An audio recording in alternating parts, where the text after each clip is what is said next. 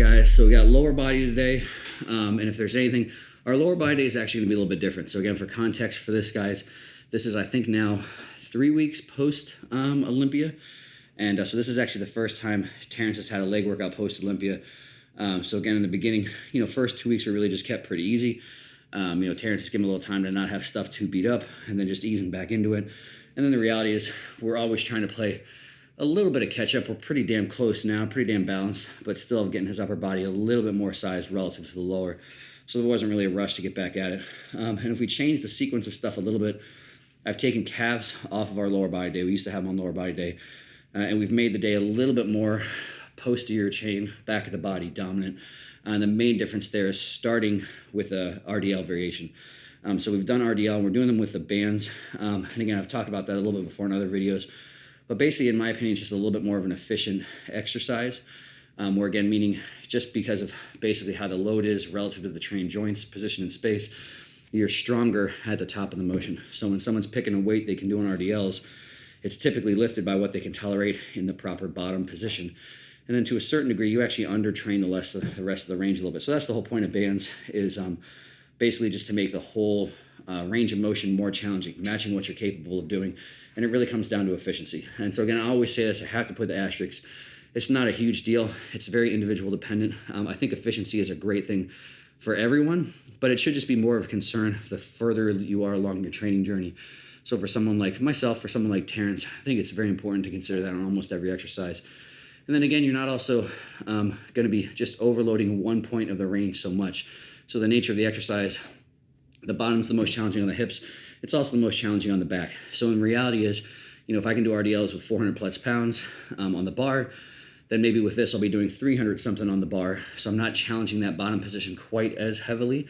And then I'm having more load distributed over the entire range. So the whole range of motion will work out to be more load and more tax. So we started there. And again, just did one working set. Terrence on kind of everything today, I kind of recommended he goes pretty light, especially the RDL is a completely different movement. So just stuck with the plate on the bar there for him. Because one, it's completely new movement, different stimulus. Those bands are still heavy as hell, so it's still pretty damn heavy movement, especially at the top. It'll be enough to actually produce some change, and then we'll start to build up from there. And again, it's just such a big movement, and it's so taxing. I'm still at the point where I'm just doing one working set there. So again, as long as I feel like I'm progressing, I'll probably keep that at one working set. And then over time, if I feel like I need some more volume, add a second there. And then the rest of the workout was very similar to what we've done in the past, moving right into seated leg curls, which again is still my favorite for like hamstring output. Again, just because you're isolating the hamstring. Of course, RDLs are great for hamstrings, but they're also very taxing on glutes, taxing on erectors, taxing on pretty much your entire torso, so everything holding onto the bar. So again, I think they're great. We're putting them in there, so we're getting a little bit more out of Terrence's hamstrings in a different way, but his glutes and his erectors, we maybe add a teeny bit of size there as well too. And then we take the hamstrings for all they're worth, isolating them. Again, that seated leg curl, very braced, very solid position, great for output of just the hamstrings. Then from there, we move to a superset of a lying leg curl and a leg extension. And really the reason for the lying leg curl is I want to really make sure Terrence is probably top priority for body part of his lower body. Quads don't really need any more size. Adductors don't need any more size. Even calves have come up a good bit. And hams are one of those body parts, if you have big quads, which Terrence does, your hams really can't be too big. So it's just nice, like the more they're just hanging down there, big slabs of meat, it's never going to hurt them. It's only going to help. So guys, just a couple tips for any type of leg curl. So you'll see, today in our leg workout, which is a little bit more, kind of posterior train, hamstring dominant. We have 2 different leg curl variations. The whole point of having the 2 different ones is they're going to train your hamstrings through two different lengths. So when you're doing it seated, your hamstring will get fully lengthened. And when you're doing it lying, your hamstring will get fully shortened because hip position changes. But the 2 things that are going to be consistent really with any hamstring exercise, and one of the biggest things I think people mess up on, is they launch that pad. So again, obviously you've got the pad touching on the back of your ankle, the back of your heel, wherever you've got it. And people just think like they just got to contract hard, and they get to the point where you're going to be weaker. One way or the other, towards the end of knee flexion, you're going to be weaker in that position. So people tend to cheat where they get weaker. So it's very common to see people, have decent contact with the pad to start. And as they go through the finish, they launch it to the point where the pad will even come off of their ankle, sometimes come off of the back of the leg. And the reality is obviously you're using the machine because you want the load of the machine applied to your body and hopefully changing your hamstrings. If the pad's not touching you, you're not getting the effect of it. So again, this sounds almost obvious, but for some reason, I don't know if it's because people can't really see the pad lots of times, especially on lying leg curls. But people really need to detach themselves from where that pad ends up. You can't think about trying to get it as high as possible. Think about trying to get it to touch the back of your thigh or the back of your hamstring, depending on where the machine is, the semantics of the machine. And just think about contracting. Think about contracting your hams. Contract them hard. Contract them as hard as you can. But again, you'll get to a point where you really feel like the contraction just stops. It runs out. That's where you should stop the range of motion. Realize if you can get through the first 75% of the range, but you can't finish it, then don't finish it. Either if you're training by yourself, just stick in the range where you're actually using your hamstrings and you don't have to change something, cheat something, or throw something to actually get something to a different position.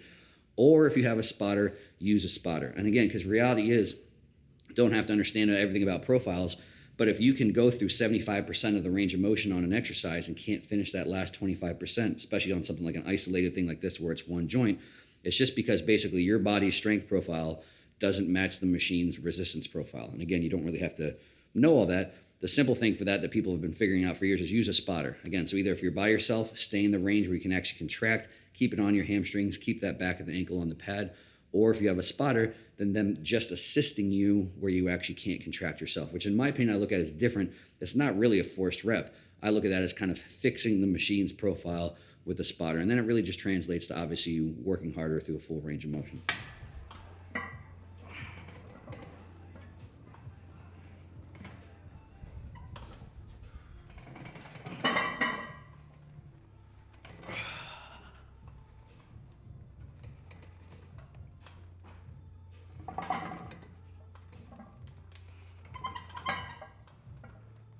And then we finish with hacks. So again, we finish with hacks, a big output movement, just for the reason that one, quads aren't as prioritized. And again, we really, to a certain degree, I want to take out like hip extension when we have a knee bend as well too, because if there's a tendency, we could have more glutes and had more adductors involved, that'd be the place for it. So I like to kind of pre-fatigue quads, pre-fatigue hamstrings. And so from that, hopefully not have adductors necessarily growing a whole lot.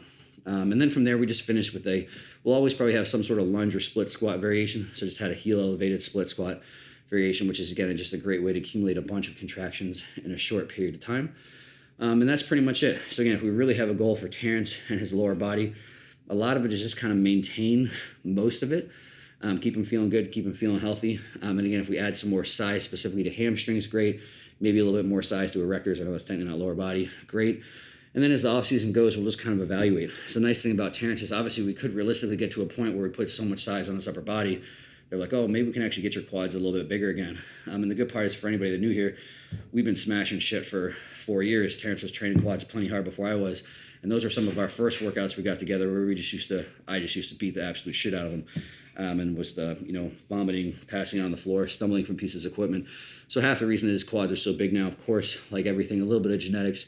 But two, we really just used to smash them as hard as anything else, and they got really massive. So I say all that because let's say 3 months, 6 months in, we're like, man, let's start training the quads hard. If we train them hard for a couple months, they're going to respond, they're going to grow. We don't have any mysteries about how to make his quads bigger. So that's really the game plan.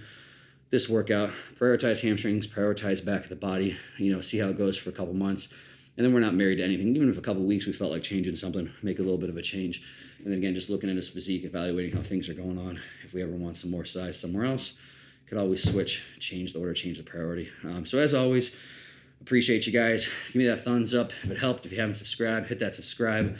Leave me some comments, some feedback below. Questions, have at them. I'll try and answer as many as I can. And of course, tell all your meathead friends and tell your friends that aren't meatheads in hopes that you convert them to a meathead.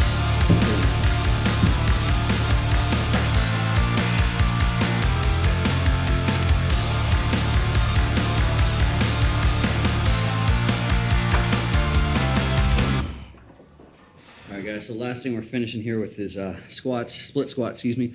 If you guys have watched for a while, probably my favorite little finisher or metabolic work for legs is sled or prowler pushes. Again, on paper and in practice, it's hard to beat because it's brutal, it's horrible, it's painful. And if you understand a little bit of the sciencey stuff behind it, it's concentric only. So if you really think about it, as far as the load is concerned with the sled, there's no eccentric phase. It's just step, step, step, step, step. So it's all repeated concentrics. And so again, all that really means is concentrics tend to be more metabolically taxing. Eccentrics tend to be more muscularly damaging.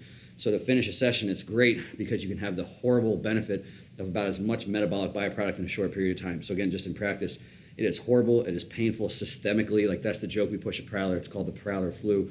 It'll make you feel like you're going to die just dealing with the systemic shit from all those contractions.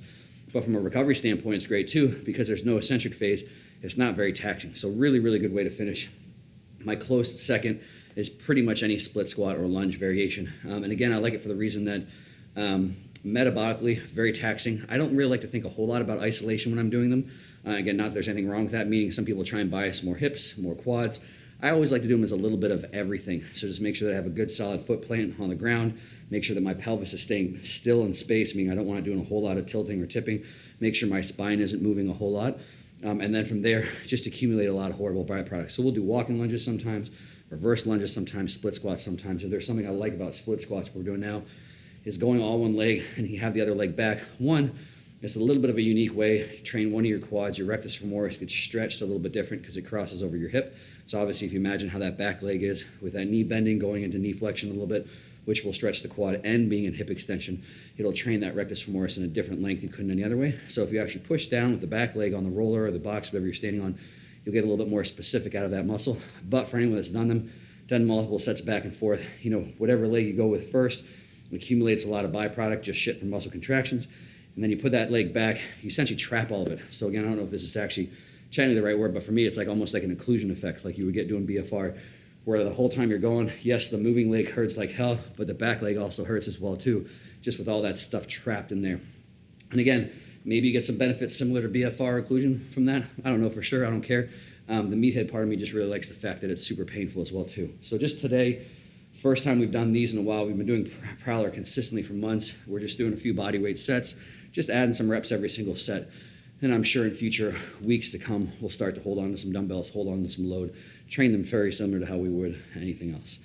So you'll see when I go, hopefully, trying to keep my body pretty much still up and down, spine still, pelvis in the same spot. And really the only thing moving are my joints, my ankle joint, my knee joint, and my hip joint, joints of the lower body. And again, for me, just trying to get a little bit of everything. I'm happy if I get quads, happy if I get glutes, hip stuff. I'm just trying to take my legs for all they're worth.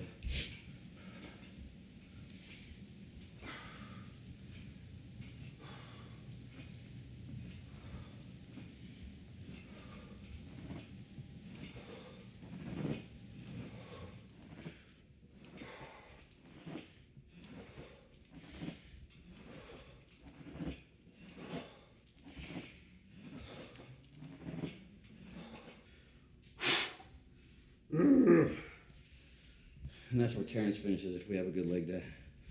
It's a decent rating. Yeah.